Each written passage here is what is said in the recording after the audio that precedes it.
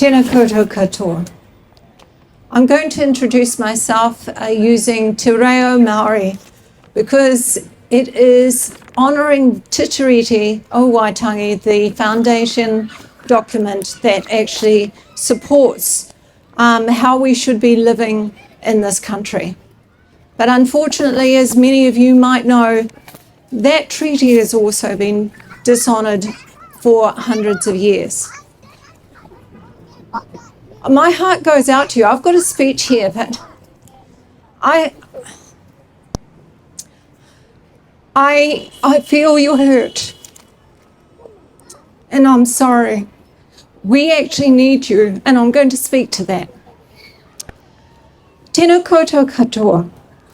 Ko kotorana te whakapaparanga mai, ko opotiki te whenua tupu, ko otipoti te kāinga, kei tōpatanga tōpuhi, kaitiaki o Aotearoa aho I mahi ana, ko Anne Daniels tōku ingoa, tēnā tātou katoa.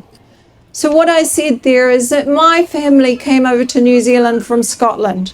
We were also migrants. We understand what it is to actually find yourself in a position to actually leave your country, your home, your families, and go to another country where you know no one, you have little support, and you don't know what's coming. I was born in Opotiki in the Bay of Plenty, which is on the coast of this island, but now I live in Dunedin. My job as president of the New Zealand Nurses Organisation is an elected one. So I am here on a short term. The election year is this year. I'm not supposed to be electioneering, but we need to make sure that whoever stands in this place actually stands with you and behind you and makes sure that your voices are heard. I want to thank Saju. Saju and I still don't know each other, but we talk a lot about politics and we talk about the things that are important to him and to the community that stands here before me today. I have heard some horrific stories. I've also heard of the exploitation. One of the first experiences I had of an IQN was a nurse that I met at a women's conference in Wellington. She had been in New Zealand for 3 years. She worked in an aged care hospice or hospital. She had not seen her husband for all of that time. She had spent over $25,000 trying to deal with all the immigration rules that kept changing to actually bring her husband out. And in the end, she had to go back to India, live with him for 6 months, produce documentation to say that they were married before he could come here. He is now in New Zealand. Trying to actually understand the incredible commitment, the courage that goes behind those decisions and the work that you do to actually come and live in our country needs to be honoured, but it also needs to be told. Migrant nurses or international qualified nurses are the backbone of our health system. Let it be very, very clear. You are 45% of our registered nurses in this country. You are a very, very big part of our New Zealand Nurses Organisation Union. Without you, the whole health system would topple. Why am I saying this? It's because you have power. You actually have power. And I'm here because I know that and I want to see it in action.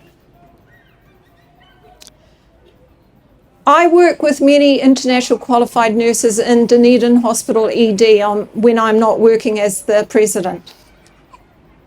The nurses that I work with always have a smile.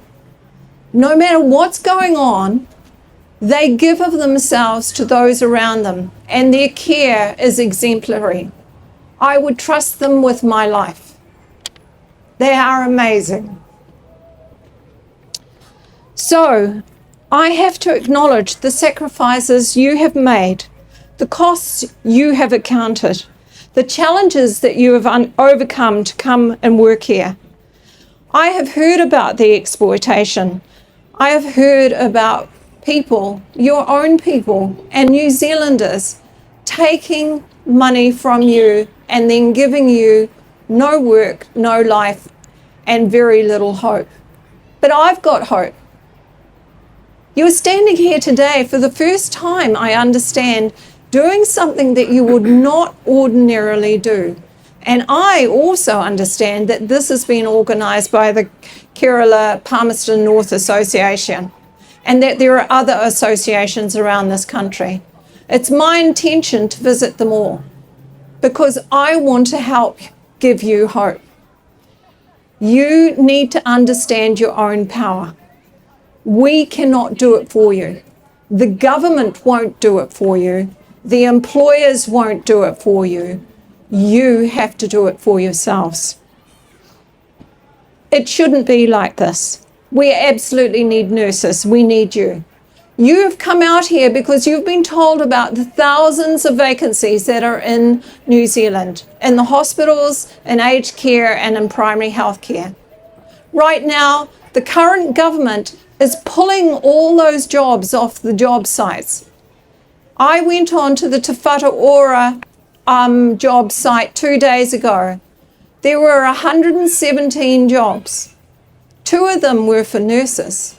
All the rest were for managers who sit in their ivory towers and don't know what is going on.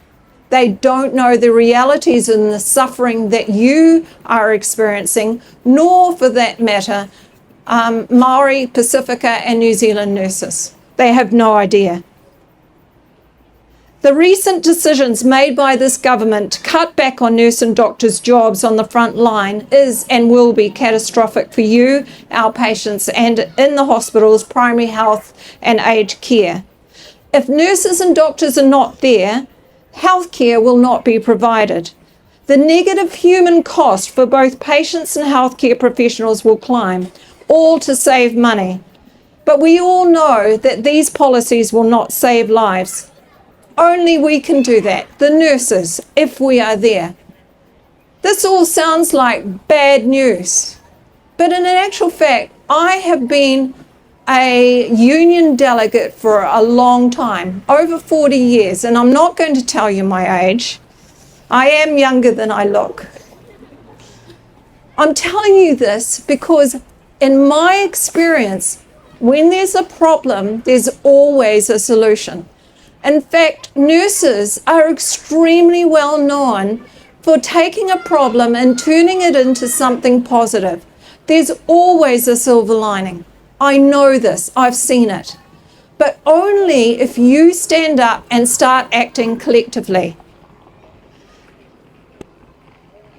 So I want you to think about the problems. I want you to think about the solutions. You've talked about the visas, the visitor visas. We need to go back to the government and say, this process is not working. You need to put your demands down in writing and say what you need. You need to act collectively right round the country. You need to use your power to actually make this happen. And I know it's going to happen. Within the New Zealand Nurses Organisation, we've got a small group of healthcare assistants who for several years have been jumping up and down saying to the board of NZNO, what about us? We should have a voice. There are thousands and thousands of us in this country, but we are not in a section, we're not in a college, we don't have a voice. So you know what they did? They hijacked the president, the Kai Whakahaere, and the CEO, Paul Galter, at breakfast at the morning of the last annual general meeting and sat us down, told us the problems and told us the solutions, told us what they wanted. And what's happening right now? What they wanted is in process. They have got a national committee. They are talking to the Nursing Council and the government. They are making things happen. This has to happen for you. A few years ago, I know that Menina Hernandez, who was on the board of the New Zealand Nurses Organisation, tried to get a voice for IQNs to happen within the organisation, and it didn't happen. The problem is that she went through the proper channels. I am a person who sees that the proper channels, when they don't work, you need to find a different way around them. And I'm very good at skipping around the barriers that are there. I see them on your posters. If New Zealand Nurses Organisation processes are a barrier, go round them. Find a way where you will get action, where you will get transparency and accountability. And you need to do that because you are the union. We have got 120 staff in the New Zealand Nurses Organisation. The staff are not the union. They work with you and for you. You are the union. You have the power. And don't feel you're on your own, because New Zealand nurses like me work with you on the floor if you are working. We know how incredibly amazing you are, and we will stand beside you and walk with you on this journey. But we need to hear your voice, and this is the problem. My hat goes off to the nurse that was just speaking about her journey. This is the kind of thing that we actually need. I need to hear your stories. NZNO needs to hear your stories. The government needs to hear your stories. We need to actually identify those problems that are behind all of this and fix them. NZNO is all about fixing things. We are a union, and that's what we do. So use us, join us, and use the might of your many. I think it must be something like 30,000 IQNs in this country as part of our union. Use that might and make things happen. Don't feel alone, and don't be afraid. New Zealand, I know it's been tough, but New Zealand is not a place where we will accept exploitation or slavery. And I know that many IQNs are in a position where they feel that they cannot leave their place of work when they do have work. This is just not okay. The only way we can fix that is to actually take that horribleness out from underneath its rock and show it to the world.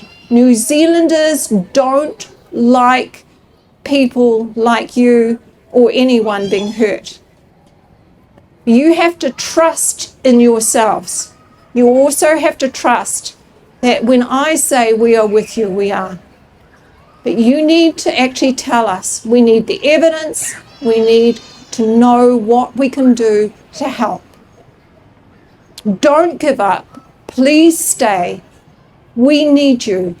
And I know that the few thousand jobs that you were told about is just a drop in the bucket. And I'll tell you why. We're about to launch a strategy called nurse-patient ratio legislation. What does that mean? We haven't got enough nurses in the hospital's aged care and in primary health care. We know this. The care that we're giving is not good enough. Overseas, they have legislated how many nurses we need for the patients that are in their care, depending on how sick they are, etc. Okay, so if we get that legislated, it means that both the government and the nurse employers have to employ the nurses that we need, because if they don't, they will be punished. They will be penalised, generally by money. This is happening in Australia, Canada, America, and in Ireland. And we're going to do it here too. So there will be jobs. But you need to be part of this. You need to stand up with us so that we can make that happen. and then you will be guaranteed those jobs. If anybody wants to talk to me at any time, Sarju knows how to contact me, but I am here and I will stand and listen to your stories. Please come and see me. I just want to say thank you for your bravery, your courage, and your amazing care of each other and of us, the New Zealanders you take care of in the hospitals, in the communities, and our elderly in aged care. Thank you.